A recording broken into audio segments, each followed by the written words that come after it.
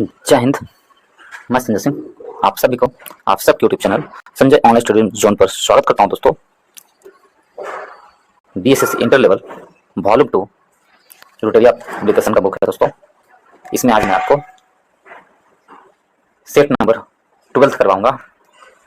इसमें कुल 15th set है, उसमें से आज 12वां सेट में आपको करवाऊंगा। इस मॉडल सेट में वॉल्यूम 2 है। दोस्तों, इससे पहले ये रुटेरिया का फर्स्ट बुक भी आया था, उसमें भी 15th सेट थे। उसका मैं पूरा वीडियो अपलोड कर चुका हूँ। जीके जीएस का 75 प्रश्न, जीके जीएस का प्रत्येक सेट में 75 प्रश्न था, उसे पूरा अपलोड कर चुका हूँ। यदि आप उसे देखना चाहते हैं तो इस चैनल के प्लेलिस्ट में जाएं दोस्तों, वहाँ पर आपको सारा वीडियो अपलोड मिलेंगे। और इसका ये 12वां वीडियो है। आप 1 से लेकर 11 तक का वीडियो देखना चाहते हैं, उसे आप इस चैनल के प्लेलिस्ट में जाएं, वहाँ पर इसका उपलब्ध मिलेगा प्लेलिस्ट। और इन सभी का लिंक मैं इस वीडियो के डिस्क्रिप्शन बॉक्स में डाल दूंगा। तो चलिए हम लोग देखते हैं आज बीएसएससी इंटर लेवल का सेट नंबर 12। सेट नंबर 12 क्या कहता है आज हम लोग देखेंगे। 12 नंबर सेट हम लोग देखेंगे दोस्तों। इसमें प्रैक्टिस सेट नंबर 12 में आज पहला प्रश्न क्या है, चलिए हम लोग आज देखते हैं। और आप लोग बनाकर देखिए, चेक कीजिएगा दोस्तों क्या कितना आप लोग से बनता है, इससे रिवाइज होगा आप लोग को।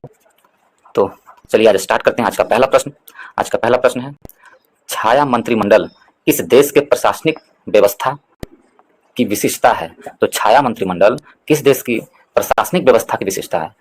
4 ऑप्शन है इसमें से, किस देश की है तो ब्रिटेन की। ऑप्शन नंबर डी हमारा सही आंसर है।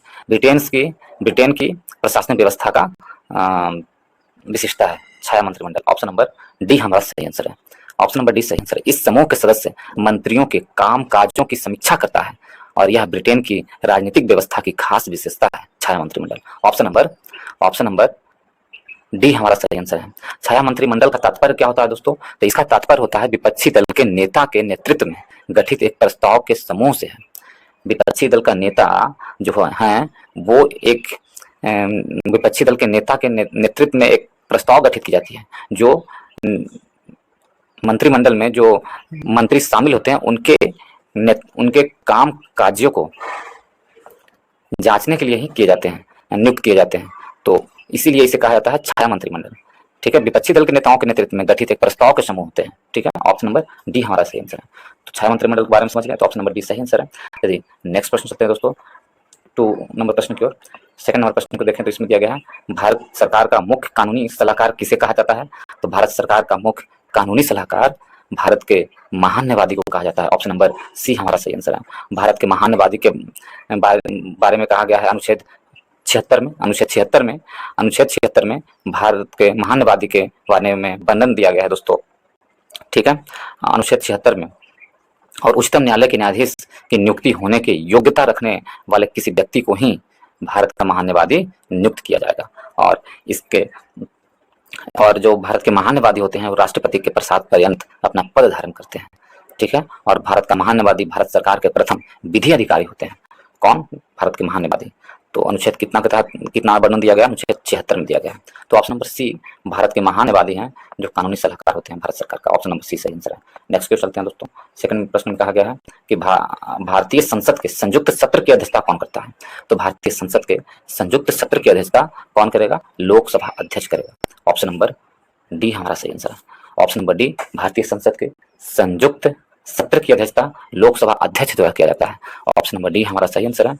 और लोकसभा अध्यक्ष अनुच्छेद 118 के तहत संसद के संयुक्त सत्र की अध्यक्षता करते हैं। कितने? अनुच्छेद 118 के 4 के तहत करते हैं, जबकि अनुच्छेद 108 के तहत संसद के दोनों सदनों में धन विधेयक से इतर किसी विधेयक पर असहमति होने पर संयुक्त बैठक राष्ट्रपति बुलाते हैं। संयुक्त बैठक धन विधेयक पर नहीं बुलाया जा सकता है, इसके सिवाय कोई और भी विधेयक है उसके ऊपर संयुक्त बैठक बुलाया जा सकता है अनुच्छेद 108 के तहत, और यह बुलाने का अधिकार राष्ट्रपति को है। तो ऑप्शन नंबर डी हमारा सही आंसर है। लोकसभा के अध्यक्ष है जो संयुक्त बैठक की अध्यक्षता करते हैं, और अभी तक 3 बार संयुक्त बैठक करवाई गई है दोस्तों। कितने बार? 3 बार। ऑप्शन नंबर डी हमारा सही आंसर है। नेक्स्ट क्वेश्चन हैं दोस्तों 4 नंबर प्रश्न की ओर। वन भारत के संविधान की 7वीं अनुसूची में दी गई सूचियों में सूचीबद्ध है।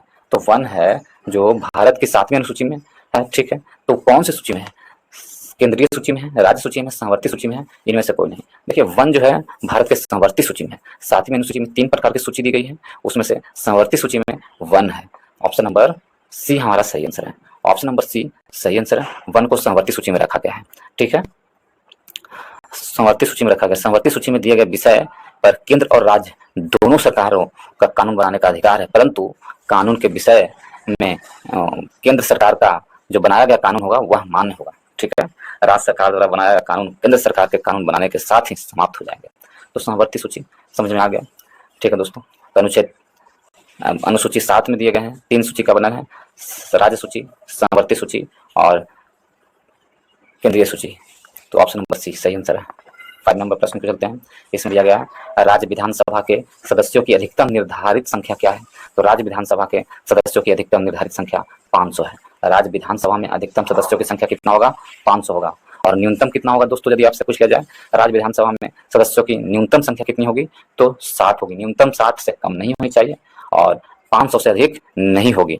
तो ऑप्शन नंबर सी अधिकतम पूछा, तो ऑप्शन नंबर सी हमारा सही आंसर है। अपवाद में 1-2 स्टेट हैं जहां पर राज्य में विधानसभा सीटों की संख्या न्यूनतम से भी न्यूनतम है। ठीक है, न्यूनतम से भी न्यूनतम है। कुछ ऐसे भी राज्य हैं जहां पर राज्य विधानसभा के सीटों की संख्या एकदम निम्न है, जैसे हम देख लें मिजोरम में सीटों की संख्या कितना है? तो 40 है। और भी ऐसे हैं, सिक्किम है, वहां पर भी आपको मिलेंगे। तो कुछ स्टेट हैं जहां पर अपवाद है। तो ऑप्शन नंबर सी हमारा सही आंसर है। नेक्स्ट को चलते हैं दोस्तों। नेक्स्ट में दिया गया है 6 नंबर प्रश्न में, भारतीय संविधान के किस अनुच्छेद में मुख्यमंत्री के कार्यों की परिभाषित किया गया है? तो मुख्यमंत्री के कार्यों की परिभाषित किया गया है किस अनुच्छेद में किया गया है, ये कहा गया है। तो मुख्यमंत्री के कार्यों का परिभाषा है अनुच्छेद 167 के तहत। ऑप्शन नंबर सी हमारा सही आंसर है। ऑप्शन नंबर सी हमारा सही आंसर है। भारतीय संविधान के अनुच्छेद 67 में राज्यपालों को जानकारी देने के संबंध में मुख्यमंत्री के कर्तव्यों को परिभाषित किया गया है। ऑप्शन नंबर सी सही आंसर है। अभी नेक्स्ट पे चलते हैं 7वां नंबर प्रश्न की ओर। 7वां नंबर प्रश्न में कहा गया है कि राज्य के नीति निर्धारण सिद्धांत में से कौन सा गांधीवादी दर्शन पर आधारित नहीं है? तो राज्य के नीति सिद्धांतों में कौन सा गांधीवादी दर्शन पर आधारित नहीं है? तो गांधीवादी दर्शन पर आधारित नहीं है कौन? यदि हम देखें तो ग्राम पंचायतों का गठन गांधीवादी दर्शन पर आधारित है। ग्रामीण उद्योग को बढ़ावा देना गांधीवादी दर्शन पर आधारित है। कृषि एवं पशुपालन का गठन गांधीवादी दर्शन पर आधारित है। मजदूरों का संरक्षण ये गांधीवादी प्रस्ताव है। ऑप्शन नंबर डी हमारा सही आंसर है। मजदूरों का संरक्षण गांधीवादी दर्शन पर आधारित नहीं है। ऑप्शन नंबर डी हमारा सही आंसर होगा। नेक्स्ट प्रश्न चलते हैं दोस्तों। नेक्स्ट में दिया गया है इसमें 8 नंबर प्रश्न में, राष्ट्रपति द्वारा सभा के सदस्यों के नामांकन का नियम किस देश के संविधान से लिया गया है? तो राष्ट्रपति के द्वारा जो राज्यसभा में सदस्यों का जो नामांकन किया जाता है वो किस देश से लिया गया है? वो आयरलैंड से लिया गया है। ऑप्शन नंबर बी हमारा सही आंसर है, आयरलैंड से। ऑप्शन नंबर बी सही आंसर है। अनुच्छेद 80 के 1 के क के अनुसार राष्ट्रपति राज्यसभा के लिए 12 सदस्यों का नामांकन या मनोनयन कर सकता है। और अनुच्छेद 80 के 3 के अनुसार राष्ट्रपति द्वारा नाम निर्देशित 12 सदस्यों में से वे होंगे जिन्हें साहित्य, विज्ञान, कला, समाज सेवा से संबंधित विशेष ज्ञान एवं व्यवहारिक अनुभव रखने वाले व्यक्ति को चुन सकते हैं। तो ऑप्शन नंबर बी हमारा सही आंसर है। आगे की ओर चलते हैं दोस्तों 9 नंबर प्रश्न की ओर। 9 नंबर प्रश्न में दिया गया है कि निम्नलिखित में से कौन सा शुद्ध राष्ट्रीय उत्पाद सही है? शुद्ध राष्ट्रीय उत्पाद बराबर क्या होता है? एनएनपी बराबर क्या होता है? नेट नेशनल प्रोडक्ट बराबर क्या होता है? तो सकल राष्ट्रीय उत्पाद होता है जीएनपी और शुद्ध राष्ट्रीय उत्पाद होता है एनएनपी। तो एनएनपी बराबर होता है जीएनपी माइनस मूल्य ह्रास। सकल राष्ट्रीय उत्पाद में से मूल्य ह्रास को घटा देते हैं तो क्या आएगा? एनएनपी आएगा। तो ऑप्शन नंबर बी हमारा सही आंसर है। ऑप्शन नंबर बी सही आंसर है। आगे की ओर चलते हैं दोस्तों 10 नंबर प्रश्न की ओर। मुद्रा सभी परिसंपत्तियों में सबसे तरल है। मुद्रा सभी परिसंपत्तियों में सबसे तरल है। तो इसका मतलब क्या हुआ? इसका तात्पर्य क्या हो गया? तो इसका तात्पर्य है क्योंकि यह सार्वभौमिक रूप से स्वीकार्य है इसलिए सभी परिस्थितियों में यह तरल है। ऑप्शन नंबर ए हमारा सही आंसर है। 11 नंबर प्रश्न पर चलते हैं दोस्तों।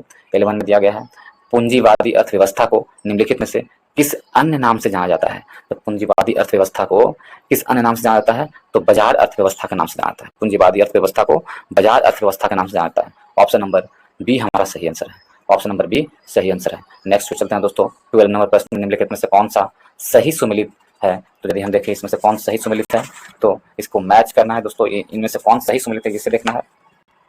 तो देखें अमाशय अम्ल का श्रावण करता है। अमाशय है जो अम्ल को श्रावण करता है, बिल्कुल सही सुमेलित है दोस्तों। अमाशय का कार्य है अम्लों का श्रावण करना, ठीक है।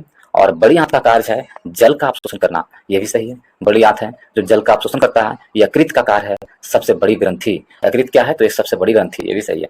तो इनमें से सभी का सही है, ऑप्शन नंबर डी हमारा सही सम्मिलित होगा। अमाशय का कार्य अम्ल का स्रावन करना, बड़ी आंत का कार्य है जल का अवशोषण करना, और यकृत सबसे बड़ी ग्रंथि है, ऑप्शन नंबर डी हमारा सही आंसर है। नेक्स्ट क्वेश्चन चलते हैं दोस्तों थर्ड की ओर, यानी 13 नंबर प्रश्न की ओर। निम्नलिखित में से कौन से एक यौगिक के तुल्यांकित भार और आणविक भार समान होते हैं? वह कौन से यौगिक हैं जिसके तुल्यांकित भार और आणविक भार समान होते हैं? यदि ये देखें तो वह यौगिक कौन है? NaCl है, ऑप्शन नंबर ए हमारा सही आंसर है। NaCl के यांत्रिक भाग और आणविक भार समान होते हैं। Na+Cl की संयोगता होती है, अतः इस तुल्यांकित भार एवं आणविक भार समान होती है। नेक्स्ट प्रश्न चलते हैं दोस्तों 14 नंबर प्रश्न की ओर। श्वेत फास्फोरस अंधेरे में किस कारण से दीप्त होती है? तो श्वेत फास्फोरस है अंधेरे में मंद ऑक्सीकरण के कारण दीप्त होती है, ऑप्शन नंबर बी हमारा सही आंसर होगा। मंद ऑक्सीकरण, श्वेत फास्फोरस अधिक क्रियाशीलता के कारण वायु की ऑक्सीजन के साथ मंद गति से अभिक्रिया करके दीप्त होती जाती है, अतः इस प्रक्रिया को मंद दहन या मंद ऑक्सीकरण कहते हैं। तो ऑप्शन नंबर बी हमारा सही आंसर है। 15 नंबर प्रश्न की ओर देखें दोस्तों, CH3OH किसका रासायनिक सूत्र है? तो CH3OH यदि हम देखें मिथाइल एल्कोहल का रासायनिक सूत्र है, ऑप्शन नंबर बी हमारा सही आंसर है। CH3OH मिथाइल एल्कोहल का रासायनिक सूत्र है, ऑप्शन नंबर बी सही आंसर है। ठीक है, मिथाइल एल्कोहल का है। इथाइल एल्कोहल का रासायनिक सूत्र आपसे पूछ गया H2SO5 C3H5 C3H7OH किसका है? Ethyl alcohol. इथाइल एल्कोहल का सूत्र होता है, इथाइल एल्कोहल का सूत्र होता है क्या? इथाइल एल्कोहल का सूत्र होता है C2H5OH। इथाइल एल्कोहल का सूत्र होता है दोस्तों C2H5OH। ये हो गया इथाइल एल्कोहल का सूत्र। इथाइल एल्कोहल का सूत्र क्या होता है? C2H5OH। मिथाइल एल्कोहल का होता है CH3OH। ठीक है, प्रोपेनॉल का रासायनिक सूत्र क्या होता है? C3H7OH होता है प्रोपेनॉल का रासायनिक सूत्र। C3H7OH प्रोपेनॉल का रासायनिक सूत्र। ब्यूटेनॉल का सूत्र क्या होता है? तो C4H9OH। C4H9OH होता है किसका? ब्यूटेनॉल का। तो इस प्रकार यदि देखें तो ऑप्शन नंबर बी हमारा सही आंसर है। आगे की ओर चलते हैं दोस्तों, नेक्स्ट की ओर 16 नंबर प्रश्न की ओर। क्लोरोमाइसिटिन का प्रयोग किस रोग के उपचार के लिए किया जाता है? क्लोरोमाइसिटिन का प्रयोग टाइफाइड के उपचार के लिए किया जाता है, ऑप्शन नंबर बी हमारा सही आंसर। किसके उपचार के लिए? तो क्लोरोमाइसिटिन का प्रयोग टाइफाइड नामक बीमारी के उपचार के लिए किया जाता है, ऑप्शन नंबर बी सही आंसर है। इंसुलिन की सुई का प्रयोग डायबिटीज रोग में किया जाता है। इंसुलिन की सुई का प्रयोग डायबिटीज रोग में किया जाता है। टाइफाइड का परीक्षण को विडाल टेस्ट कहते हैं दोस्तों। टाइफाइड का परीक्षण क्या कहते हैं? विडाल टेस्ट कहते हैं, ऑप्शन नंबर बी सही। नेक्स्ट क्वेश्चन चलते हैं हम लोग प्रश्न नंबर देखें 17 की ओर।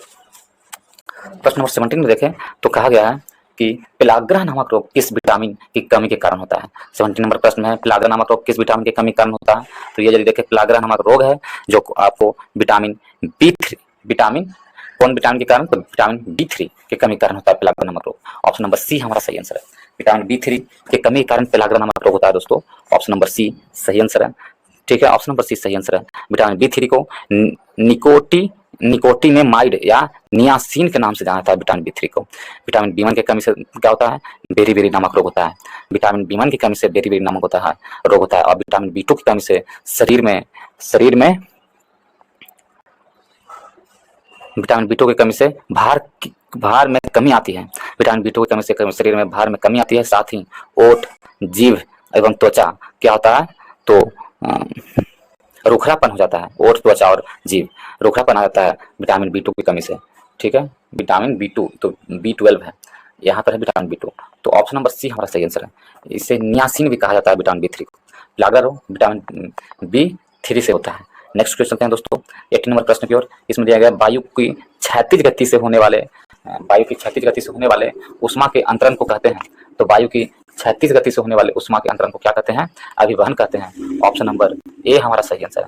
वायु की क्षैतिज गति से उष्मा के अंतरण को क्या कहा जाता है? अभिवहन कहा जाता है, ऑप्शन नंबर ए सही आंसर है। अभिवहन, ऑप्शन नंबर ए सही आंसर है।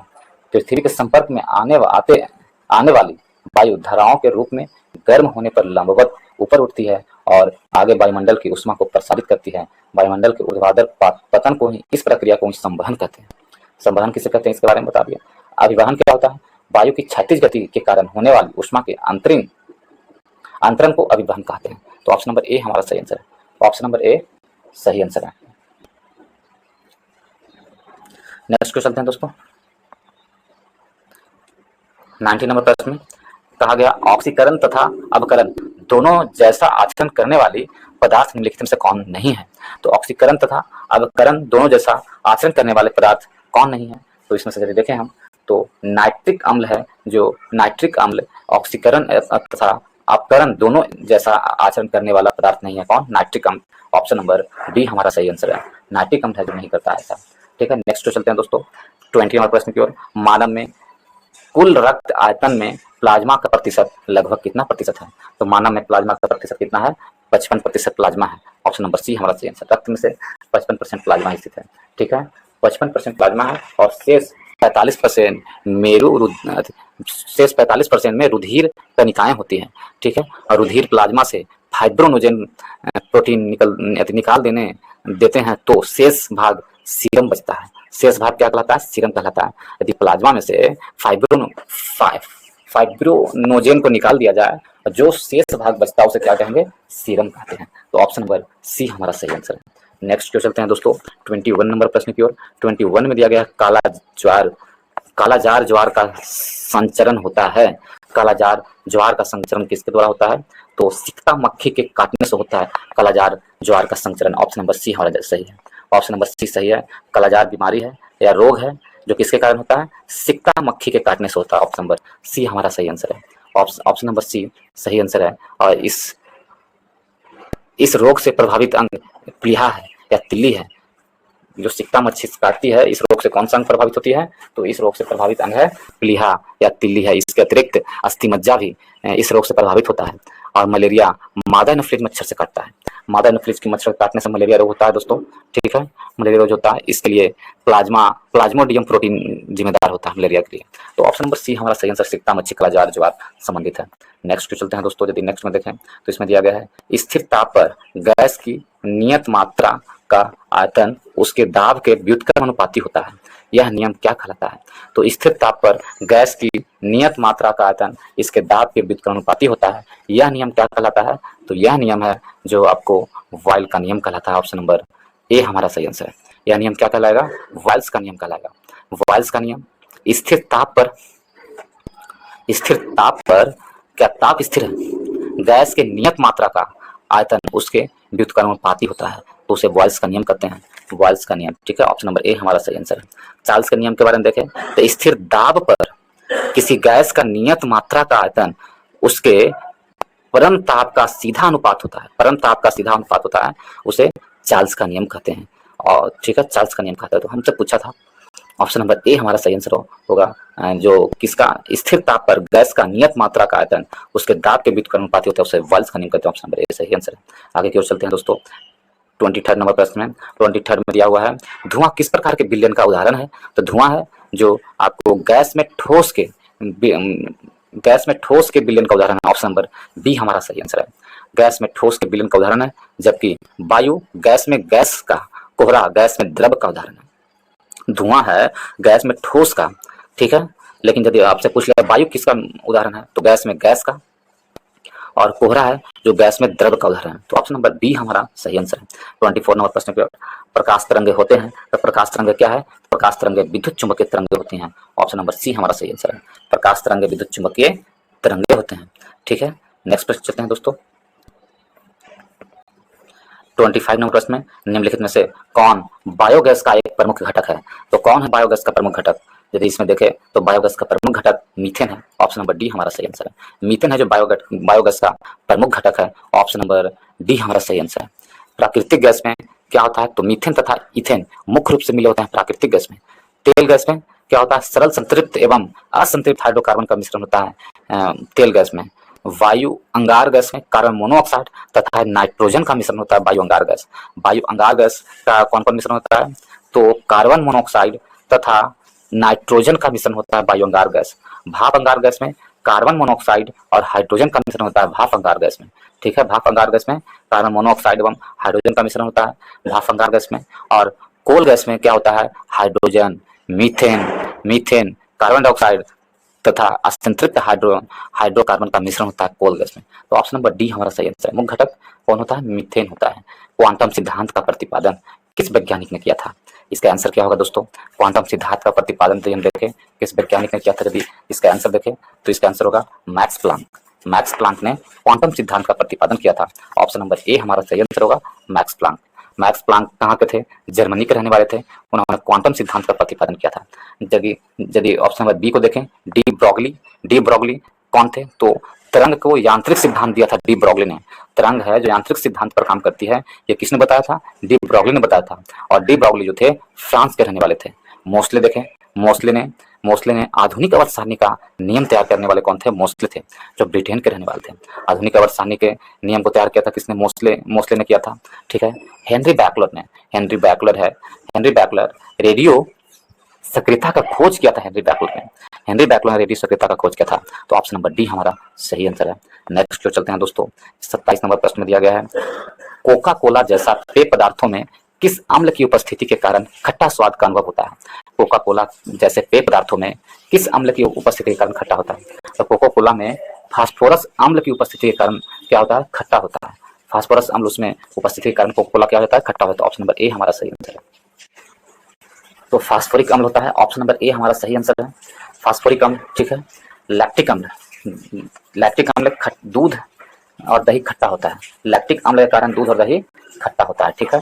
और ऑक्जेलिक अम्ल देखें, ऑक्जेलिक अम्ल किसमें पाया जाता है? तो पालक में ऑक्जेलिक अम्ल पाया जाता है। पालक में ऑक्जेलिक अम्ल पाया जाता है। ठीक है। और नाइट्रिक अम्ल पाया जाता है किसमें? फैक्ट्री और सोडा में नाइट्रिक अम्ल पाया जाता है। तो हमसे पूछा है कि कोका कोला जैसे पेय पदार्थों में किस अम्ल की उपस्थिति के कारण खट्टा स्वाद होता है? तो फास्फोरस अम्ल की उपस्थिति के कारण खट्टा स्वाद होता है। फास्फोरस का सूत्र होगा H3PO4। नेक्स्ट क्वेश्चन चलते हैं दोस्तों, इसमें दिया गया है 28 नंबर प्रश्न में। 28 में निम्नलिखित में से कौन सा एक जल में घुलनशील विटामिन है? कौन है जो जल में घुलनशील विटामिन है? यदि इसे देखें तो जल में घुलनशील विटामिन सी है। ऑप्शन नंबर बी हमारा सही आंसर होगा। विटामिन बी और सी जल में घुलनशील विटामिन है। विटामिन बी सी क्या है? जल में घुलनशील विटामिन है। विटामिन बी सी है जो जल में घुलनशील विटामिन है। ठीक है। बाकी ए डी के ये सब क्या है? वसा में घुलनशील विटामिन। तो ऑप्शन नंबर बी हमारा सही आंसर होगा। नेक्स्ट क्वेश्चन चलते हैं दोस्तों 29 नंबर प्रश्न की ओर। इसमें दिया गया है 29 में दिया गया है क्या?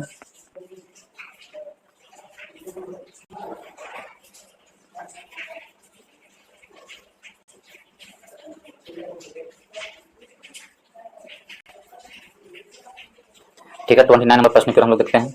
29 में दिया गया है विषाणु में निम्नलिखित में से कौन सी एक विशेषता नहीं होती है? तो विषाणु में कौन सी विशेषता नहीं होती है? 29 नंबर प्रश्न दिया है। तो यदि इसमें देखें हम तो कोशिका भित्ति की मौजूदगी विषाणु में नहीं होती है। ऑप्शन नंबर डी हमारा सही आंसर होगा। कोशिका भित्ति की जो मौजूदगी होता है वो विषाणु में नहीं होता है। ऑप्शन नंबर डी हमारा सही आंसर है। विषाणु की प्रमुख विशेषता देखें, विषाणुओं में सजीव एवं निर्जीव दोनों के गुण पाए जाते हैं। विषाणु है जो सजीव और निर्जीव दोनों के गुण पाए जाते हैं। यह किसी जीवित कोशिका में पहुंचते हैं, सक्रिय हो जाते हैं एवं एंजाइमों का संश्लेषण करने लगते हैं। इनमें डीएनए या आरएनए की मौजूदगी होती है और इसमें कोशिका भित्ति नहीं पाई जाती है। तो हमसे पूछा था नहीं होती है कौन? तो कोशिका भित्ति की मौजूदगी नहीं होती है, बाकी सभी का सभी होता है। तो ऑप्शन नंबर डी हमारा सही आंसर है। नेक्स्ट क्वेश्चन चलते हैं दोस्तों, इसमें दिया गया है ट्रैकोमा एक प्रकार का नेत्र रोग है जो द्वारा होता है। तो ट्रैकोमा एक प्रकार का नेत्र रोग है जो किसके द्वारा होता है? तो यह जीवाणु के द्वारा होता है। ऑप्शन नंबर बी हमारा सही आंसर है। ट्रैकोमा एक प्रकार का रोग है जो जीवाणु के द्वारा होता है।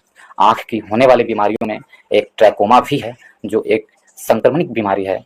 यह क्लेमाइडिया ट्रैकोमैटिस बैक्टीरिया के द्वारा होता है। ये ऑप्शन नंबर बी हमारा सही आंसर है, जीवाणु के कारण होता है ट्रैकोमा। 31 नंबर प्रश्न में निम्नलिखित किस उत्तोलक के लिए यांत्रिक लाभ 1 से हमेशा कम होती है? कौन से उत्तोलक के यांत्रिक लाभ है जो 1 से हमेशा कम होगी? तो यांत्रिक लाभ कौन से उत्तोलक में होगा? जिस उत्तोलक में आयास आलम्ब एवं भार के बीच में होता है, उस उत्तोलक का आलम्ब एवं भार के बीच में होता है आयास, उस उत्तोलक का जो यांत्रिक लाभ होगा 1 से हमेशा कम होगा। ऑप्शन नंबर सी हमारा सही आंसर होगा। ऑप्शन नंबर सी सही आंसर होगा। यदि उत्तोलक का यांत्रिक लाभ 1 से कम होता है तो आलम्ब एवं भार के बीच में आयास होगा। आलम्ब एवं भार के बीच में क्या होगा? आयास होगा। यदि उत्तोलक का यांत्रिक लाभ 1 से कम होता है तो यह तृतीय श्रेणी का उत्तोलक होता है। क्या होगा? तृतीय श्रेणी का उत्तोलक। यानी कि तृतीय श्रेणी का उत्तोलक में क्या होता है? जो भार होता है वो बीच में रखा जाता है। बीच में जो रखा जाता है भार, जो बीच में सामान को रखने का प्रक्रिया होता है वो यांत्रिक होता है। आयास क्या होता है? आलम्ब और भार के बीच में होता है। ठीक है। और किसान का हल है, मनुष्य का हाथ है, बंसी, चाकू एवं झाड़ू, ये सब क्या आता है? तृतीय श्रेणी का उत्तोलक आता है। तृतीय श्रेणी का उत्तोलक क्या होगा? तो किसान का हल, मनुष्य का हाथ, बंसी, चाकू, झाड़ू आदि तृतीय श्रेणी का उत्तोलक है और ये सभी का लाभ 1 से कम होता है। ऑप्शन नंबर सी हमारा सही आंसर है। आगे की ओर चलते हैं दोस्तों 32 नंबर प्रश्न की ओर। किसी द्रव का तापमान में वृद्धि होने से द्रव के पृष्ठ तनाव पर क्या प्रभाव पड़ता है? यदि किसी द्रव के तापमान में वृद्धि हो जाए तो उसके पृष्ठ तनाव पर क्या प्रभाव पड़ेगा? तो उसका पृष्ठ तनाव घट जाता है। द्रव का तापमान बढ़ेगा तो पृष्ठ तनाव घटेगा। ऑप्शन नंबर ए हमारा सही आंसर है। देखिए, द्रव का तापमान बढ़ने पर पृष्ठ तनाव कम हो जाता है और क्रांतिक ताप पर यह शून्य हो जाता है। क्रांतिक ताप पर एक निश्चित ताप पर यह क्या होता है? पृष्ठ तनाव शून्य हो जाता है। तापमान बढ़ाएंगे तो पृष्ठ तनाव कमेगा और एक ऐसा ताप होगा वहां पर वह शून्य हो जाएगा। पृष्ठ तनाव तापमान का बीच समानुपाती होता है। पृष्ठ तनाव बराबर होता है तनाव इनवर्सली प्रोपोर्शनल टू 1 बाई तापमान। पृष्ठ तनाव तापमान के बढ़ने के संसंजक बल कमजोर होता है जिससे पृष्ठ तनाव के मान घटता जाता है। तो ऑप्शन नंबर ए हमारा सही आंसर है। नेक्स्ट पे चलते हैं दोस्तों 33 नंबर प्रश्न में। इसमें दिया गया है लोकलांसेस सेल। 33 नंबर प्रश्न है कि लोकलांसेस सेल में प्रयुक्त विद्युत अपघटन है तो लोकलांसेस सेल में कौन सा विद्युत अपघटन प्रयोग किया जाता है? तो लोकलांसेस सेल में अमोनियम क्लोराइड का प्रयोग किया था। ऑप्शन नंबर बी हमारा सही आंसर है। लोकलांसेस सेल में अमोनियम क्लोराइड का प्रयोग किया था। ऑप्शन नंबर बी सही आंसर है। और लोकलांसेस सेल का विद्युत वाहक बल ईएमएफ लगभग कितना होता है? 1.5 वोल्ट होता है ईएमएफ। लोकलांसेस सेल का ईएमएफ 1.5 वोल्ट होता है और इसका मुख्य उद्देश्य मुख्यतः कहाँ प्रयोग किया था? लोकलांसेस सेल का विद्युत घंटी में, टेलीफोन आदि में प्रयोग किया था। ऑप्शन नंबर बी सही आंसर है। आगे क्यों चलते हैं दोस्तों। इसमें दिया गया है कौन सा कथन नाभिकीय विखंडन से संबंधित नहीं है? तो नाभिकीय विखंडन से संबंधित कौन सा कथन नहीं है? तो देखें, तो तारों में ऊर्जा का उत्पन्न होना क्या है? नाभिकीय विखंडन से संबंधित नहीं है। तारों में जो ऊर्जा का उत्पन्न होता है नाभिकीय संलयन प्रक्रिया से होता है, ना कि विखंडन प्रक्रिया से। तो ऑप्शन नंबर बी हमारा सही आंसर है दोस्तों। ऑप्शन नंबर बी सही आंसर है। विखंडन प्रक्रिया वह नाभिकीय प्रक्रिया है जिसमें कोई एक भारी नाभिक 2 भागों में टूटता है और नाभिकीय विखंडन कहलाता है। विखंडन के दौरान उत्पन्न ऊर्जा को नाभिकीय ऊर्जा कहते हैं। ठीक है। सबसे पहले नाभिकीय विखंडन अमेरिकी वैज्ञानिक स्ट्रासमैन एवं हॉर्न के द्वारा दिखाया गया था। इन्होंने जब यूरेनियम 235 का न्यूट्रॉनों को बमबारी की तो पाया कि यूरेनियम के नाभिक 2 खंडों में विभाजित हो जाता है। तो ऑप्शन नंबर बी सही आंसर हुआ। तारों में नहीं होता, नाभिकीय संलयन पाया जाता है तारों में। नेक्स्ट प्रश्न चलते हैं दोस्तों 35 नंबर प्रश्न में। इसमें मैचिंग दिया गया है, मैच करने के लिए दिया गया है दोस्तों। हम लोग देखेंगे मैच करने के लिए सूची 1 सूची 2 को हम लोग चेक करते हैं क्या है मैच करने के लिए। इसमें दिया गया चांदी, एक तरफ यस्क है, एक तरफ धातु है, एक तरफ यस्क है। तो चांदी का कौन सा यस्क होता है? चांदी का हॉर्न सिल्वर, सिल्वर यस्क है चांदी का। ठीक है। AgCl। पारा का सिनेवार होता है दोस्तों, HgS सिनेवार होता है। तांबा का क्यूप्राइट होता है। तांबा का क्या होता है? क्यूप्राइट तांबा का होता है।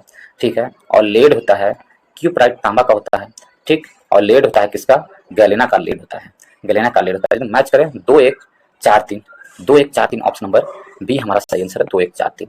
नेक्स्ट क्वेश्चन चलते हैं दोस्तों। यदि इसमें देखें प्रश्न नंबर 36 में, समुद्री वातावरण में मुख्य प्राथमिक उत्पादक होते हैं। समुद्री वातावरण में मुख्य प्राथमिक उत्पादक कौन सी होते हैं?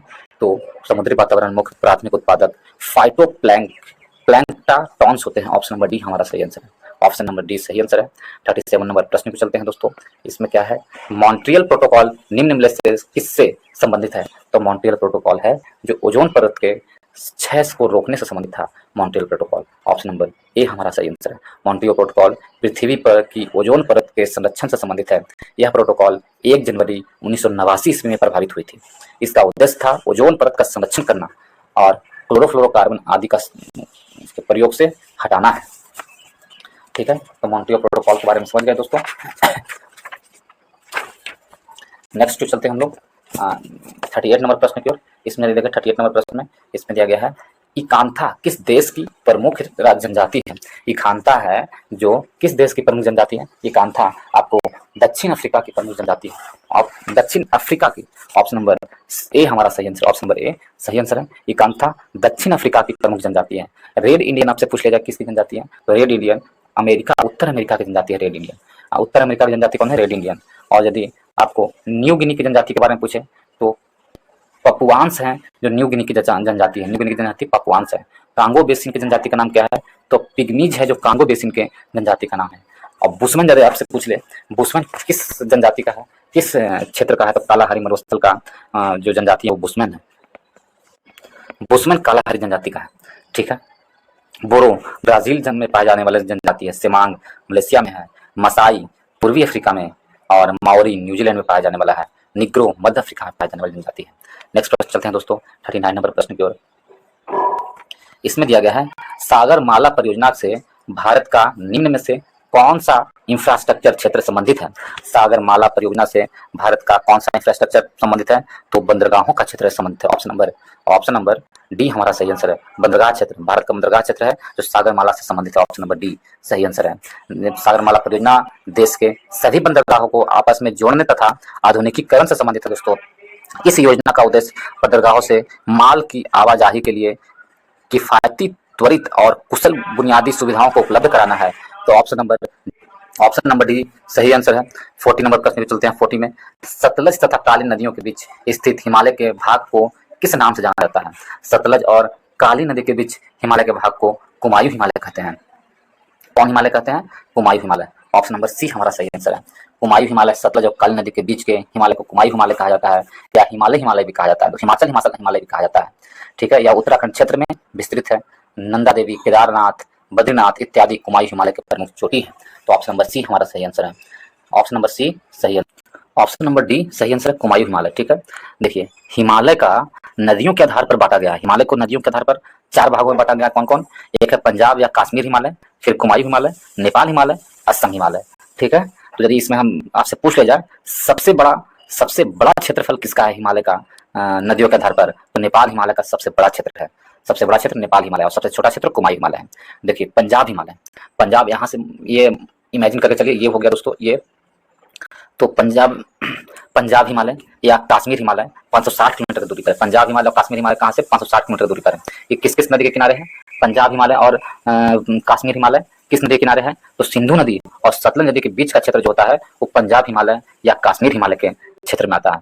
और सतलज और यदि आपसे सतलज और काली नदी के बीच का क्षेत्र को कुमायूं हिमालय कहते हैं। सतलज और काली नदी के बीच के क्षेत्र को क्या कहते हैं?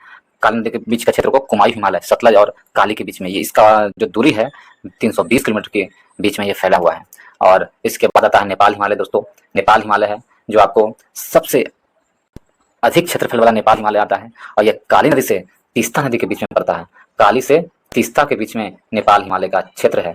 काली से तीस्ता, ठीक है, काली से तीस्ता के बीच में, तो उसे वो कौन सा? नेपाल हिमालय के बीच में आता है। उसके बाद तीस्ता नदी से दिहांग नदी के बीच का क्षेत्र को असम हिमालय कहते हैं। ये असम हिमालय के बीच में आता है। असम हिमालय के बीच में तीस्ता से दिहांग नदी के बीच में असम हिमालय आता है। तो इस प्रकार यदि देखें ऑप्शन नंबर सी हमारा सही आंसर है। नेक्स्ट प्रश्न की ओर चलते हैं दोस्तों। यदि नेक्स्ट प्रश्न की ओर चलें, इसमें दिया गया है 41 नंबर प्रश्न में। 41 में दिया गया निम्नलिखित में से कौन असत्य है? कौन असत्य है? यदि आप लोग दोस्तों इसी प्रकार और भी पब्लिकेशन के बुक का GK GS, practice set book का जीके जीएस पढ़ना चाहते हैं और उसे रिवाइज करना चाहते हैं, तो आप हमारे चैनल के प्लेलिस्ट में जाएं। वहां पर रुक्मणी प्रकाशन के 20 प्रैक्टिस सेट का 75 प्रश्न का जीके जीएस जो है करंट अफेयर वो अपलोड है। आप लोग उसे पढ़ सकते हैं दोस्तों, उसे रिवाइज कर सकते हैं। और आप यदि उसे रिवाइज करते हैं तो हमें विश्वास है कि आप काफ़ी बेहतर महसूस करेंगे और आपकी कॉन्फिडेंस लेवल और बढ़ेगा दोस्तों। और इसी तरह क्रॉन पब्लिकेशन का भी 15 प्रैक्टिस सेट का जो फर्स्ट बुक आया क्रॉन का, उसका भी मैं अपलोड कर चुका हूँ। उसका भी प्लेलिस्ट है, यूटेरिया का भी है, और बिहार दरोगा का भी मैं प्रीवियस ईयर का कुछ पार्ट का प्रश्न मैं अपलोड कर चुका हूँ। यदि आप लोग उसे देखना चाहते हैं तो जाकर देखें और पढ़ें दोस्तों। यदि आप लोगों को अच्छा लगता है तो वीडियो को लाइक करें, दोस्तों के ग्रुप में शेयर जरूर करें दोस्तों। ज़्यादा से ज़्यादा लोगों के बीच में शेयर करें ताकि ज़्यादा से ज़्यादा लोग के बीच में ये वीडियो पहुँच सके, और ज़्यादा से ज़्यादा लोग इसे सब्सक्राइब करें दोस्तों। इसलिए इस वीडियो को खूब शेयर करें दोस्तों। जहाँ भी आपका व्हाट्सएप ग्रुप हो, चाहे इंस्टाग्राम ग्रुप हो, जो भी ग्रुप हो, सभी ग्रुप में शेयर करें ताकि मुझे भी मोटिवेशन मिले और अच्छे मैं वीडियो ला सकूँ। तो चलिए इसके साथ ही आगे की ओर प्रश्न को चलते हैं हम लोग। इसमें कहा गया है निम्नलिखित में कौन सा असत्य है? तो असत्य चीज को हमको पहचानना है। यदि इसे हम देखें कौन असत्य है, यदि इसको देखें तो इसमें कहा हेलिना का है अस्कार्पियन श्रेणी की पनडुब्बी है। तो अस्कार्पियन श्रेणी की पनडुब्बी हेलिना, यही गलत है, ये गलत है। ऑप्शन नंबर ए ही गलत है, तो असत्य है। ऑप्शन नंबर ए असत्य है। Barak 8 surface to air missile है, तो ये सही है। Barak 8 surface to air missile है। पिनाका एक रॉकेट है, ये भी सही है। और चिनूक हेलीकॉप्टर है, ये भी सही है। तो सब का सब सही है। कौन गलत है? ऑप्शन नंबर ए गलत है। इस प्रकार ऑप्शन नंबर ए हमारा सही आंसर हुआ। हेलिना है भारत में विकसित एक टैंक रोधी मिसाइल है। हेलिना भारत में विकसित एक टैंक रोधी मिसाइल है, ठीक है, हेलिना है। और चिनूक है जो एक हेलीकॉप्टर है और अमेरिका के बोइंग कंपनी द्वारा बनाया गया है। पिनाका भारत का पहला स्वदेशी रॉकेट मिसाइल है और बराक 8 DRDO और वह इजराइल द्वारा विकसित सरफेस टू एयर मिसाइल है। तो ऑप्शन नंबर ए गलत है, बाकी सब सही है। 42 नंबर प्रश्न में चलते हैं। उस स्थान का नाम बताइए जहां से प्राचीनतम अस्थाई जीवन के प्रमाण मिले हैं। तो प्राचीनतम अस्थाई जीवन के प्रमाण कौन से प्राचीन स्थल से मिले हैं? तो वो है मेहरगढ़ से। मेहरगढ़ से प्राचीनतम अस्थाई जीवन के प्रमाण मिले हैं। ऑप्शन नंबर बी हमारा सही आंसर में। यहाँ से कृषि के साक्ष्य प्राप्त हुए हैं। यहाँ मेहरगढ़ से कृषि का साक्ष्य प्राप्त हुए हैं। यह नवपाषाणिक काल में यह यहाँ से कृषि का साक्ष्य मिला है मेहरगढ़ से, ठीक है। कृषि की खोज के साथ ही लोगों के जीवन में अस्थायित्व आया है दोस्तों। इसी कारण नवपाषाण काल को क्रांति के रूप में देखा जाता है। धौलावीरा और कालीबंगा सिंधु घाटी सभ्यता का प्रमुख स्थल है। धौलावीरा और कालीबंगा क्या है? सिंधु घाटी की प्रमुख स्थल है। धौलावीरा को देखें दोस्तों तो भारत का सबसे बड़ी प्राचीन स्थल है। सबसे क्षेत्रफल में सबसे बड़ी प्राचीन स्थल भारत का कौन है? धौलावीरा है। यदि पूरे सिंधु सभ्यता का सबसे बड़ी बोले तो मोहनजोदड़ो होगा, लेकिन भारत का तो धौलावीरा। तो ऑप्शन नंबर बी सही आंसर है। आगे क्यों चलते हैं 43 नंबर में। निम्नलिखित में से कौन सा युग्म सम्मिलित नहीं है? यदि इसे देखें तो कौन सा युग्म सम्मिलित नहीं है? शिक्षा उच्चारण विधि है, बिल्कुल सही सम्मिलित है। कल्प कर्मकांड से संबंधित है, ये भी सही है। निरुक्त है जो भाषा विज्ञान से संबंधित है, ये भी सही है। छंद है युद्ध कला से है, ये गलत है। छंद के तात्पर्य है पदों के चरणबद्ध तरीके से वर्णनों के निश्चित मान के अनुसार लिखे जाने में, अतः इसका संबंध कविता के लेखन शैली से है, न कि युद्ध कला से है। तो हमसे पूछा है कौन सा सम्मिलित नहीं है? तो ऑप्शन नंबर डी सम्मिलित नहीं है। इस प्रकार ऑप्शन नंबर डी हमारा सही आंसर होगा। नेक्स्ट की ओर चलते हैं दोस्तों। आगे की ओर यदि चले हम, इसमें दिया गया है नेक्स्ट प्रश्न की ओर कि गुप्त काल में राज्यों के वर्गीकरण के संदर्भ में निम्नलिखित में से कौन सा बढ़ते हुए अनुक्रम है? तो गुप्त काल में राज्यों के वर्गीकरण के संबंध में बढ़ते हुए अनुक्रम कहें तो ग्राम, विदित, विषय, भुक्ति और राज्य, ये है। ऑप्शन नंबर ए हमारा सही आंसर है। ऑप्शन नंबर ए सही आंसर है। गुप्त काल में राज्यों के वर्गीकरण के संदर्भ में है क्या? ग्राम है, ग्राम से बड़ा विदित होता है, उससे बड़ा विषय होता है, उससे बड़ा भुक्ति होता है, उससे बड़ा राज्य होता है, ठीक है। ऑप्शन नंबर ए हमारा सही आंसर है। ग्राम गुप्त काल में राज्य कई भुक्तियों अर्थात प्रांतों में विभाजित था। भुक्तियां कई विषयों अर्थात जिलों में विभाजित था। देखिए, राज भुक्तियों में था और भुक्तियां विषयों में यानी जिलों में विभाजित था। और पूर्व भारत में प्रत्येक विषय को विदितियों में बांटा गया था और विदितियों को ग्रामों में विभाजित किया गया था। तो ऑप्शन नंबर ए हमारा सही आंसर है। आगे क्यों चलते हैं दोस्तों। इसमें दिया गया है नेक्स्ट में, गौतम बुद्ध ने अपने किस शिष्य के कहने पर महिलाओं को संघ में प्रवेश की अनुमति दी थी? तो गौतम बुद्ध ने आनंद के कहने पर महिलाओं को संघ में प्रवेश करने की क्या दी थी? तो प्रवेश करने की अनुमति दी थी। ऑप्शन नंबर ए अपने शिष्य आनंद के कहने पर। ऑप्शन नंबर ए हमारा सही आंसर है। ऑप्शन नंबर ए सही आंसर है। और बुद्ध की उपमाता जो महाप्रजापति गौतमी संघ में आने वाली पहली भिक्षुणी बनी, पहली महिला भिक्षुणी बनी कौन? महाप्रजापति गौतमी बनी, ठीक है। कई स्त्रियां जो संघ में आई वो धम्म की उपदेशिकाएं बन गई। आगे चलकर ये महिलाएं थेरी बनी, जिसका अर्थ है ऐसी महिलाएं जिन्होंने निर्माण प्राप्त कर लिया हो। तो ऑप्शन नंबर ए हमारा सही आंसर आनंद के कहने पर। नेक्स्ट की ओर चलते हैं दोस्तों। इसमें दिया गया है तबकात अकबरी किसने लिखी थी? तबकात अकबरी के लेखक कौन है? तो निजामुद्दीन अहमद हैं तबकात अकबरी के लेखक हैं। ऑप्शन नंबर सी हमारा सही आंसर है। निजामुद्दीन अहमद ने फारसी भाषा में तबकात अकबरी लिखा है। यदि और कुछ साहित्य के मुगल साहित्य के बारे में देखें तो तारीख शेर शाही किसने लिखा है? तारीख शेर शाही अब्बास ने लिखा। अब्बास खान शेरवानी ने तारीख शेर शाही लिखी है। तारीख शेर शाही अब्बास शेरवानी ने। अकबरनामा के लेखक कौन है? तो अबुल फजल हैं। अबुल फजल ने लिखा है कौन? अकबरनामा। अकबरनामा किसने लिखा? अबुल फजल ने, ठीक है। अबुल फजल ने अकबरनामा लिखा है। और बाबर ने लिखा है बाबरनामा, जबकि हुमायूं नामा का लेखक कौन है? गुलबदन बेगम।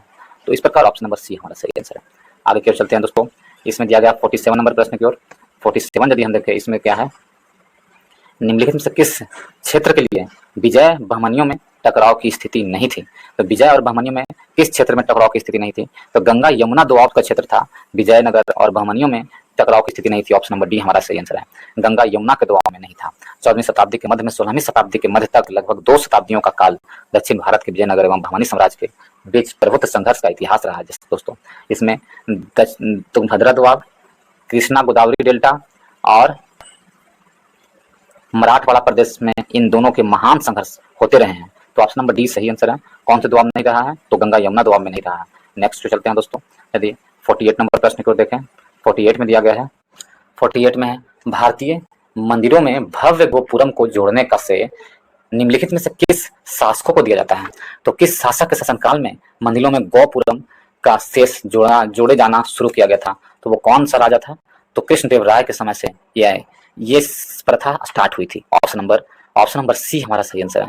कृष्णदेव राय विजयनगर का सबसे प्रसिद्ध शासक था। इसके शासनकाल में स्थापत्य कला में बहुत ज्यादा विस्तार हुआ दोस्तों। इसने विजयनगर के पास एक उपनगरी बस्ती की भी स्थापना की जिसे नगालपुरम कहा जाता है। और दक्षिण भारत में मंदिरों में प्रभावशाली गोपुरम को जोड़ने का श्रेय कृष्णदेव राय को ही जाता है। ऑप्शन नंबर सी हमारा सही आंसर है। नेक्स्ट चलते हैं 50 नंबर प्रश्न में। ये मैचिंग दिया है दोस्तों, युद्ध है और युद्ध संधि है, युद्ध की संधि है और एक तरफ उसका वर्ष है, इसके बारे में दिया गया है। यदि इसके बारे में हम लोग देखें तो इसमें दिया गया है दोस्तों कि श्रीरंगपट्टनम की संधि। यदि हम देखें श्रीरंगपट्टनम की संधि 1792-93 में हुआ था, ये बिल्कुल सही है। श्रीरंगपट्टनम की संधि 1792-93 में, ठीक है दोस्तों। श्रीरंगपट्टनम की संधि 1792-93 में एक का एक सही है। संगोली की संधि हुआ था 1816 में हुआ था दोस्तों। संगोला का संधि 1816 में हुआ था।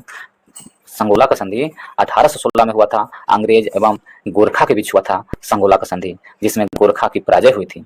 संगोला का संधि गोरखा यानी नेपाल के बीच, अंग्रेजों एवं नेपाल के बीच संगोला का संधि हुआ था 1816 में।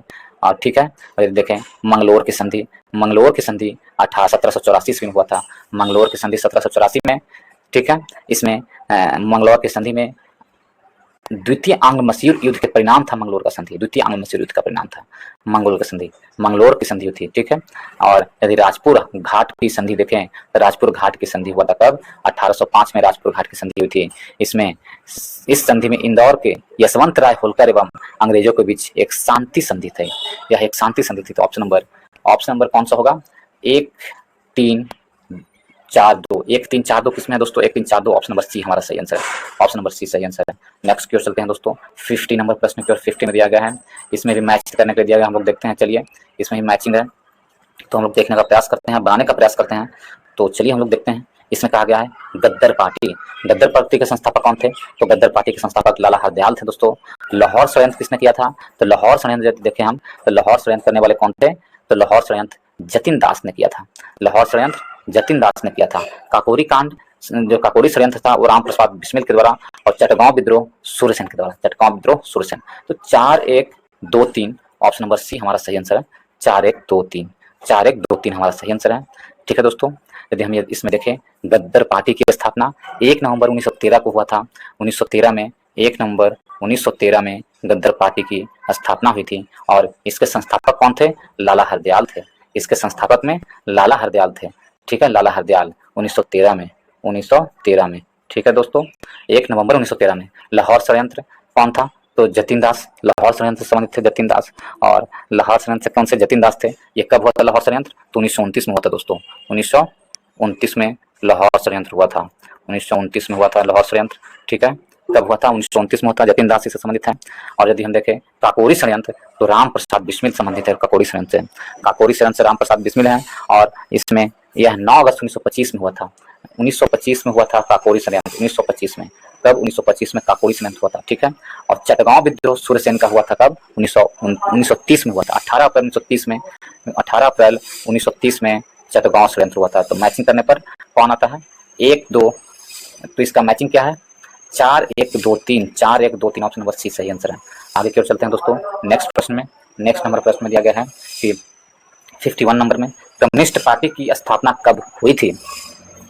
यदि इसे देखें, कम्युनिस्ट पार्टी की स्थापना यदि हम देखें तो कम्युनिस्ट पार्टी की स्थापना वर्ष 1925 में हुई थी। ऑप्शन नंबर बी हमारा सही आंसर है। कम्युनिस्ट पार्टी की स्थापना कब हुई थी? वर्ष 1925 में 26 दिसंबर 1925 में कम्युनिस्ट पार्टी की स्थापना मनवेंद्र नाथ राय के नेतृत्व में कानपुर में की गई थी दोस्तों। किसके नेतृत्व में? मनवेंद्र नाथ राय के नेतृत्व में कानपुर में।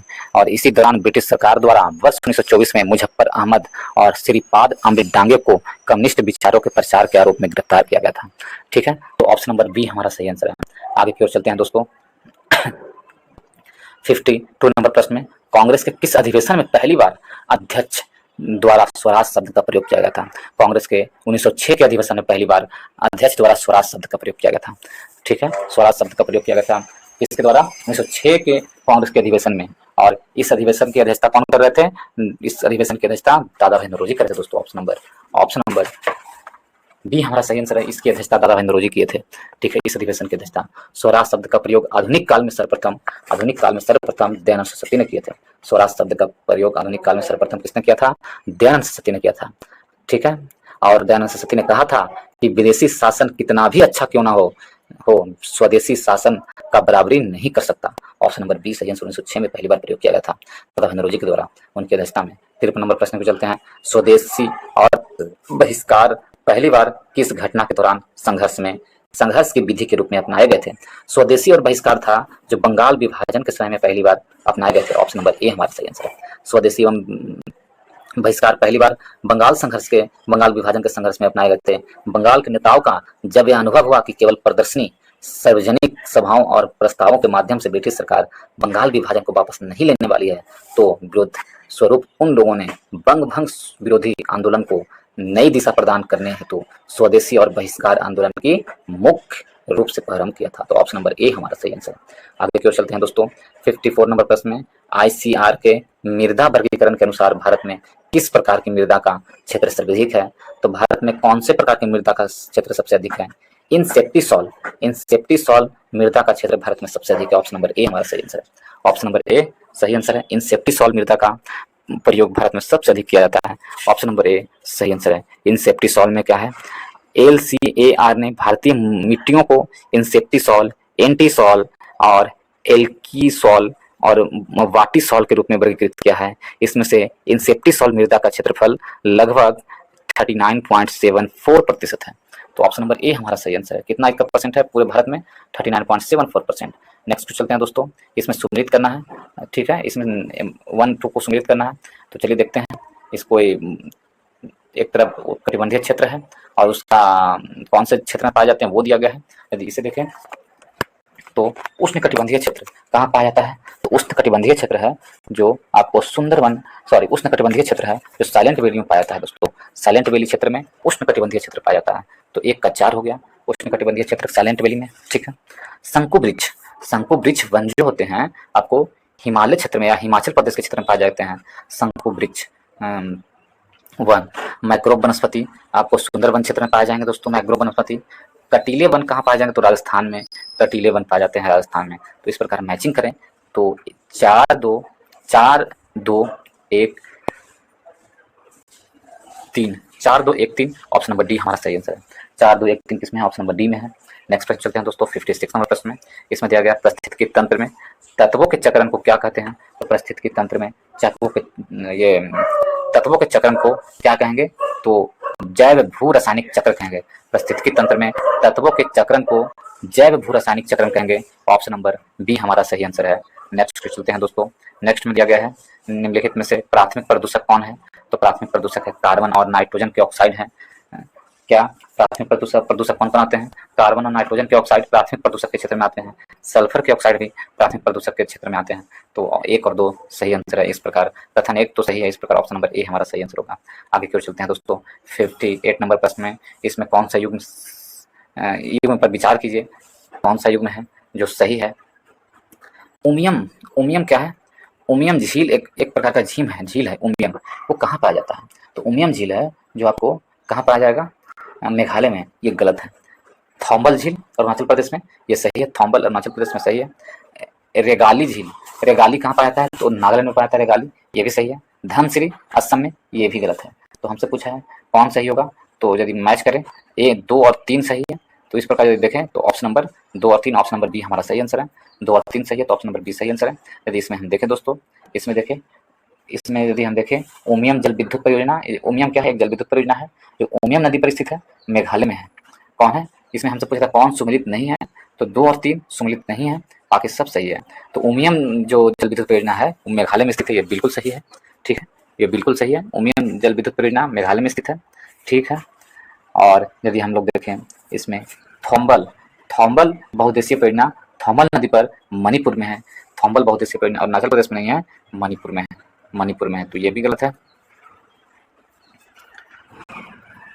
थोम्बल परियोजना ये गलत है, ठीक है। थोम्बल परियोजना अरुणाचल प्रदेश में ना होकर के मणिपुर में होना चाहिए, तो इस प्रकार ये गलत है। रेंगाली सिंचाई परियोजना ब्राह्मणी नदी पर स्थित है और ये कहाँ स्थित है? उड़ीसा में है, ना कि नागालैंड में। रेंगाली सिंचाई परियोजना और धनसिरी असम में है, ये सही है। तो इस प्रकार हमसे पूछा कौन सम्मिलित नहीं है, ये कहा है, तो 2 और 3 सम्मिलित नहीं है। इस प्रकार ऑप्शन नंबर सी हमारा सही आंसर है, ऑप्शन नंबर बी हमारा सही आंसर है। आगे की ओर चलते हैं दोस्तों। यह है 59 नंबर प्रश्न में, मरुस्थलीय भूमि पर पाई जाने वाली निम्नलिखित में भू आकृतियों में से कौन सी एक अन्य 3 से भिन्न है? कौन है जो अन्य 3 से भिन्न है मरुस्थलीय भूमि पर पाई जाने वाली? यदि इसे देखें तो कौन सा क्षेत्र है जो मरुस्थलीय भूमि पर पाई जाती है? इनमें से एक क्षेत्र अलग है, तो इसमें कौन सा क्षेत्र है? तो बलुआ स्तूप है जो मरुस्थलीय भूमि पर पाई जाने वाली में इनमें से अलग है। ऑप्शन नंबर डी हमारा सही आंसर है। नेक्स्ट चलते हैं दोस्तों 60 नंबर प्रश्न की ओर। 60 में क्या दिया है? निम्नलिखित में से कौन सी एक कृत्रिम झील है? तो कौन सी एक कृत्रिम झील है? यदि इसे हम देखें तो कृत्रिम झील कोडाई कुनाल जो तमिलनाडु में पड़ता है, वो एक कृत्रिम झील है। ऑप्शन नंबर ए हमारा सही आंसर है, ऑप्शन नंबर ए सही आंसर है। 61 प्रश्न की ओर। मलेशिया में किंटा घाटी प्रसिद्ध है, तो मलेशिया में जो किंटा घाटी है दोस्तों, वो किस लिए प्रसिद्ध है? टीन उत्पादन के लिए प्रसिद्ध है किंटा घाटी। मलेशिया में टीन उत्पादन के लिए प्रसिद्ध है क्या? किंटा घाटी। ऑप्शन नंबर सी हमारा सही आंसर है। किंटा केलांग घाटी में स्थित इपोह टीन उत्पादन का प्रमुख केंद्र है। गोपेन खान विश्व की सबसे बड़ी टीन उत्पादक है। नेक्स्ट क्वेश्चन चलते हैं दोस्तों। इसमें दिया गया है निम्नलिखित में से कौन सा एक विश्व का विशालतम पारिस्थितिकी तंत्र है? विश्व का विशालतम पारिस्थितिकी तंत्र देखें वो समुद्र है, ऑप्शन नंबर ए हमारा सही आंसर है। समुद्र है जो विश्व का विशालतम पारिस्थितिकी तंत्र है, ऑप्शन नंबर ए हमारा सही आंसर है। आगे की ओर चलते हैं 63 नंबर प्रश्न में, निम्नलिखित में से कौन सी एक ठंडी जल धारा है? तो कौन है जो ठंडी जल धारा है? यदि इसमें देखें तो क्यूराइल की जल धारा एक ठंडी जल धारा है, ऑप्शन नंबर सी हमारा सही आंसर है। क्यूराइल जल धारा है जो ठंडी जल धारा के रूप में आता है, ऑप्शन नंबर सी सही आंसर है। क्यूरोसियो प्रशांत महासागर में गर्म जलधारा है। इसकी प्रकृति क्या है? तो गर्म है, और क्यूरोसियो प्रशांत महासागर की जलधारा है। फ्लोरिडा देखें, फ्लोरिडा ये भी प्रशांत, ये अटलांटिक महासागर की जलधारा है। फ्लोरिडा यह भी गर्म जलधारा है। क्यूराल जलधारा है जो प्रशांत महासागर की जलधारा है, और ये ठंडी जलधारा है। अंगुलहास जलधारा देखें तो यह हिंद महासागर की जलधारा है, जबकि यह गर्म जलधारा है। तो हमसे पूछा ठंडी कौन है? ऑप्शन नंबर सी क्यूराल धारा ठंडी जलधारा। नेक्स्ट चलते हैं दोस्तों 64 नंबर। 64 में दिया गया है कि सुमेलित कीजिए जाम्बेजी नदी और जो है, इसको थोड़ा छोटा कर लें दोस्तों तो पता चलेगा मैच करने के लिए। जाम्बेजी नदी है जो कौन से बांध बंधा हुआ है जाम्बेजी नदी पर? तो करीबा बांध है जो जाम्बेजी नदी पर बांध बंधा हुआ, करीबा बांध जाम्बेजी नदी पर, ठीक है। 4, 1 में 4 है, 2 में 4 है, सी और डी में 4 है, ठीक है। कांगो नदी पर कौन सा बांध है? तो कांगो नदी पर इनगा बांध है। कांगो नदी पर इनगा बांध है, तो हमारा ऑप्शन मिल गया दोस्तों, ऑप्शन नंबर सी हमारा सही आंसर है। इनगा बांध कांगो नदी पर, जाम्बेजी बांध करीबा नदी पर, बुलू नील नदी पर कौन सा बांध है? सेन्नार बांध है जो बुलू नील नदी पर है, सेन्नार बांध, और नाइजर नदी पर कैंची बांध है। यदि मैच करें 4, 1, 2, 3, ऑप्शन नंबर सी हमारा सही आंसर है। नेक्स्ट चलते हैं दोस्तों। इसमें दिया गया 65 नंबर प्रश्न में, मिजोरम की सीमा भारत के अन्य कितने राज्यों से मिलती है? तो मिजोरम की सीमा है भारत के अन्य 3 राज्यों से मिलती है। मिजोरम की सीमा भारत के 3 राज्यों से मिलती है। कौन कौन है? मिजोरम की सीमा त्रिपुरा, असम और मणिपुर से मिलती है। तो मिजोरम की सीमा किससे मिलती है? त्रिपुरा, असम और मणिपुर से मिलती है। त्रिपुरा, असम और मणिपुर से मिलती है मिजोरम की सीमा, ठीक है दोस्तों। किससे? मणिपुर से मिलती है। तो यहाँ पर है अरुणाचल प्रदेश, नागालैंड, मणिपुर, मिजोरम। यहाँ त्रिपुरा हो गया, ये असम हो गया, तो मिजोरम यहाँ पर है दोस्तों। तो मणिपुर से, त्रिपुरा से और एक साइड असम से मिलती है। ये पूरा क्षेत्र असम का क्षेत्र है, तो ऑप्शन नंबर ए हमारा सही आंसर है, ठीक है। मिजोरम के अंतर्राष्ट्रीय सीमा म्यांमार और बांग्लादेश से मिलती है, अंतर्राष्ट्रीय सीमा, ठीक है। 20 फरवरी 1987 को मिजोरम भारत का कैवा देश बना था? 23वां राज्य बना था, 23वां राज्य बना था, देश नहीं। नेक्स्ट प्रश्न चलते हैं दोस्तों। इसमें दिया गया भारत और किस देश के सामाजिक सुरक्षा समझौता पर हस्ताक्षर किए हैं? भारत और किस देश ने? तो भारत और अर्जेंटीना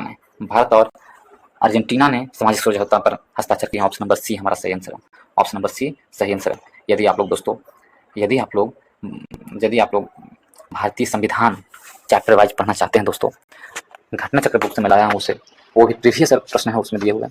यदि आप उसे पढ़ना चाहते हैं तो इस चैनल के प्लेलिस्ट में जाए, वहाँ पर मैं उपलब्ध करवा दिया हूँ पूरा प्लेलिस्ट, पूरी बुक को मैं चैप्टर वाइज पढ़ा दिया हूँ दोस्तों, ऑब्जेक्टिव फॉर्म में। आप लोग उसे जाकर पढ़ सकते हैं और अपने तैयारी में और धारदार ला सकते हैं दोस्तों। और इसी प्रकार भारतीय इतिहास का मध्यकालीन इतिहास, प्राचीन इतिहास एंड आधुनिक इतिहास, तीनों इतिहास का अलग अलग लिस्ट में बना दिया हूँ, उसे भी जाकर देख सकते हैं दोस्तों, और अपनी तैयारी को और मजबूत बना सकते हैं। तो यदि आप लोग को अच्छा लगता है तो वीडियो को लाइक करें दोस्तों, दोस्तों के ग्रुप में शेयर करें और चैनल को सब्सक्राइब करना ना भूलें। चैनल को सब्सक्राइब जरूर करें दोस्तों, ज़्यादा से ज़्यादा लोगों के बीच में शेयर करें, और ज़्यादा से ज़्यादा लोग चैनल को सब्सक्राइब कर सकें, इसलिए ज़्यादा लोगों के पास शेयर करें दोस्तों, और इससे हमें भी मोटिवेशन मिलेगा। चलिए हम लोग देखते हैं इसे। वर्ष 2023 का मेजर ध्यानचंद खेल रत्न पुरस्कार किसे प्रदान किया गया है? वर्ष 2023 का मेजर ध्यानचंद खेल रत्न पुरस्कार किसे दिया गया है? तो यह जो खेल रत्न पुरस्कार है वो किसे दिया गया है? तो सात्विक साईराज को और चिराग शेट्टी को दिया गया। ऑप्शन नंबर डी हमारा सही आंसर है, बी और सी। सात्विक साईराज और चिराग शेट्टी को वर्ष 2023 का मेजर ध्यानचंद पुरस्कार से सम्मानित किया गया। Option number D, option number D हमारा सही आंसर है।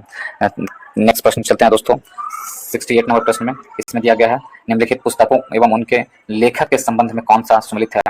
How prime ministers decided, Neeraj Chopra ने लिखा है। किन्होंने लिखा था? नीरजा चौधरी ने लिखा है। Kargil in the words of the travellers, ये किसने लिखा है? तो ऋषि राज ने लिखा है।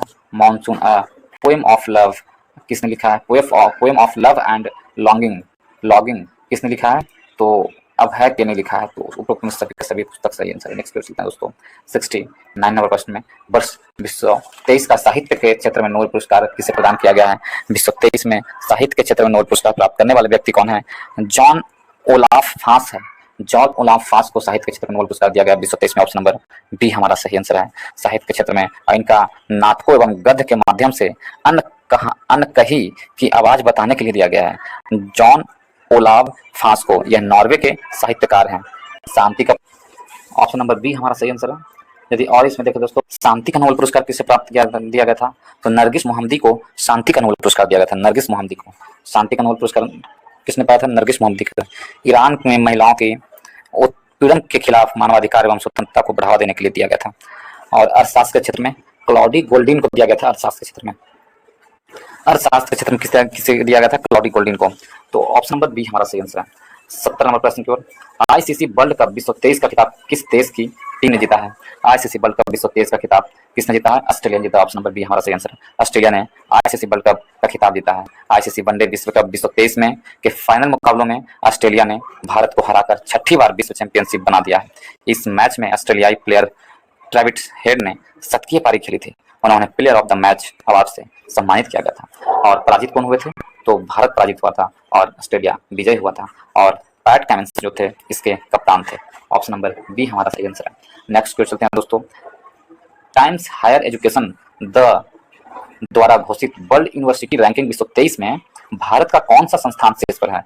तो भारत का कौन सा संस्थान शीर्ष स्थान पर है? तो भारतीय विज्ञान संस्थान IIS बैंगलोर है, तो शीर्ष स्थान पर। ऑप्शन नंबर ए हमारा सही आंसर है।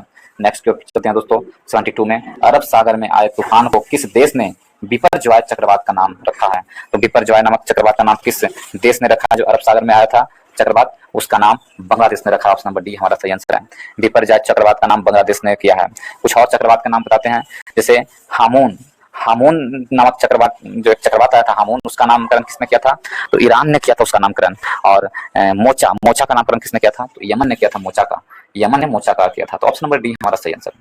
73 में भारत सरकार ने किस वर्ष तक कुष्ठ रोग से मुक्त करने का लक्ष्य रखा है? तो भारत सरकार ने किससे कुष्ठ रोग से था? तो 2027 में कुष्ठ रोग से मुक्त करने का लक्ष्य रखा है। भारत सरकार का लक्ष्य है कि 2027 में कुष्ठ रोग से मुक्ति प्रदान किए जाएं। तो ऑप्शन नंबर बी हमारा सही आंसर है।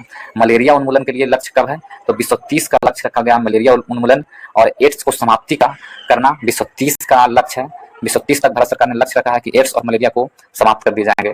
टीबी मुक्ति देश बनाना है? तो टीबी मुक्त देश बनाना है 2025 में टीबी मुक्त देश बनाना है। और 2027 में क्या है?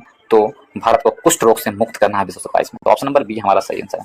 नेक्स्ट की ओर चलते हैं दोस्तों, जनवरी 2023 में किस एयरलाइंस का नेपाल में दुर्घटना हो गया था? विमान नेपाल में दुर्घटना हो गया था। यदि देखें तो यति एयरलाइंस का विमान था जो नेपाल में दुर्घटना हो गया था। ऑप्शन नंबर यति, ऑप्शन नंबर डी हमारा सही आंसर है। नेक्स्ट एंड लास्ट प्रश्न चलते हैं दोस्तों, इसमें दिया गया हाल ही में अधनासिनी मुहाना संरक्षण रिजर्व को रामसर साइट में शामिल किया गया है, यह किस राज्य में अवस्थित है? तो अधनासनी सुहाना मुहाना संरक्षण रिजर्व जो रामसर साइट में शामिल किया गया है, यह है जो कर्नाटक में स्थित है। ऑप्शन नंबर ए हमारा सही आंसर है, कर्नाटक राज्य में। विश्व आर्द्रभूमि दिवस 2024 को भारत में 5 आर्द्रभूमि को शामिल किया गया है, जिसमें कर्नाटक में 3 मगधी के केरे संरक्षण रिजर्व, अंग के समुद्री पक्षी संरक्षण रिजर्व तथा अधनासनी मुहाना संरक्षण रिजर्व, तमिलनाडु के 2 कराई वेट्टी पक्षी अभ्यारण्य और लॉन्ग वुड 16 रिजर्व को रामसर साइट में शामिल किया गया है। इससे पहले भारत में 75 रामसर साइट है। अब ये 5 को मिलाने के बाद कुल रामसर साइटों की संख्या भारत में कितना हो गया है? 80 हो गया है। ये भी प्रश्न पूछे जाते हैं, भारत में रामसर साइटों की संख्या कितनी? तो 80। टोटल मिला कितना हो गया? 80 हो गया है। ऑप्शन नंबर ए हमारा सही आंसर है। इसके साथ ही इस वीडियो को समाप्त करते हैं दोस्तों। यदि आप लोगों को अच्छा लगता है तो वीडियो को लाइक करें, दोस्तों के ग्रुप में शेयर अवश्य करें दोस्तों, अवश्य करें दोस्तों के ग्रुप में शेयर, एंड चाहे वो सब्सक्राइब करना ना भूलें। ज़्यादा से ज़्यादा लोग इस चैनल को सब्सक्राइब करें और इस चैनल को ज़्यादा से ज़्यादा लोगों के पास शेयर करें दोस्तों, ताकि ज़्यादा से ज़्यादा लोगों के पास ये चैनल पहुँच सके। और आप सभी लोग इस चैनल को लाइक कर दें, वीडियो को लाइक कर दें, शेयर कर दें, चैनल को सब्सक्राइब कर लें। इसके साथ ही इस वीडियो को देखने के लिए बहुत बहुत धन्यवाद।